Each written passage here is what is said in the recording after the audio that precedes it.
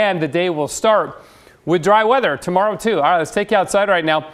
Actually, not right now, but earlier in the day because it was snowing in the Cascades. So we captured some of that. Fun to see. Only a couple of inches of new during the daytime hours today. As we showed you in the ski report earlier, the 24-hour total is pretty healthy. Like down at Mount Bachelor, nearly a foot. Mount Hood, 8 inches at Timberline, so it wasn't too bad. 51 was the high in town today. 49 in Trout-Tail, all because of the east wind. Guess who did not have the east wind? Hillsboro being one with 59. That's a new record for the date. We're 57 in downtown Portland, and so is McMinnville. But the number that really stands out is the 61 in Salem. And while not a record, warmest temperature in Salem since late October. How about that? 40s and 50s over on the east side, too. In Portland right now, still pretty mild, 45. Winds are out of the south-southeast at 7. And I saw the moon up there. It's nearly a full moon a little bit earlier. Now, see the showers sweeping through downtown Portland right around and before sunset. But they've largely broken up. As we zoom in on Doppler radar, there's a little bit of rain left out there, but it's really quite broken and just sort of streaming in, coming in off the higher peaks at the Coast Range here. And that's about it. And it's going to wind down as we go through the overnight hours. 0.08 of an inch at the airport. Same number for downtown Portland and at Aurora. Over at Astoria at 0.28 of an inch. So the old bomb cyclone is now weakened substantially and is moving up into Canada here. But there are several more storms forming over the eastern Pacific and rolling our way. And they're going to bring more wild weather to the West Coast, specifically into California, which has been bearing the brunt of the power of these storms. And that's going to be the case again as we go through the next week.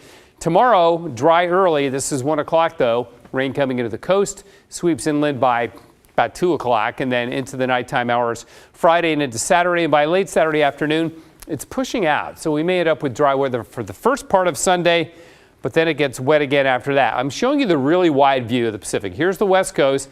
Then we go all the way out past the date line here, and we just keep seeing storm after storm. So one coming in Sunday night and Monday will pack quite a punch with rain both in California and in the Northwest. And then the one that sets up shop at the Gulf of Alaska middle of next week is just massive. This thing is huge.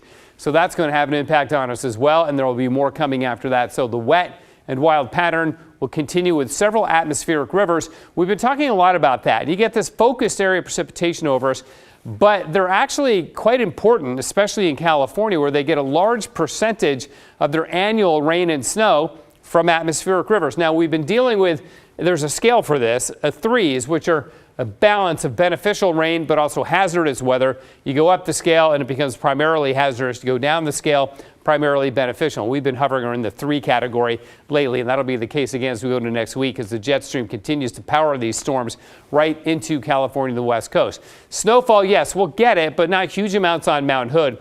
Be big amounts though as you head south into California. Look at Mount Shasta seeing an 80-inch snowfall week in the next 7 days. We are 45 right now and the freezing level at 5,700 feet. Okay, on the Oregon coast then, we're looking at increasing rain in the afternoon. Winds out of the south up to about 35 miles an hour. For the valleys, also should be dry in the morning, then the rain increases late in the day, and it gets windy again. These aren't the strong east winds that hammered us yesterday, but it will be breezy. Couple inches new snow in the Cascades, snow level bouncing around 3,500 to 5,000 feet. Be good skiing this weekend. Not epic powder, but good skiing with a, getting a freshen up every day. Partly sunny northern sections in the morning.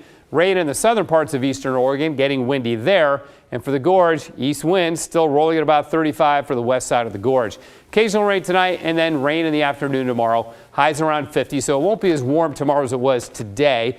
But still, we get some dry time, and then we'll look for some sun breaks maybe Tuesday and Wednesday of next week. Maybe. Atmospheric river willing. We'll take a maybe at this point.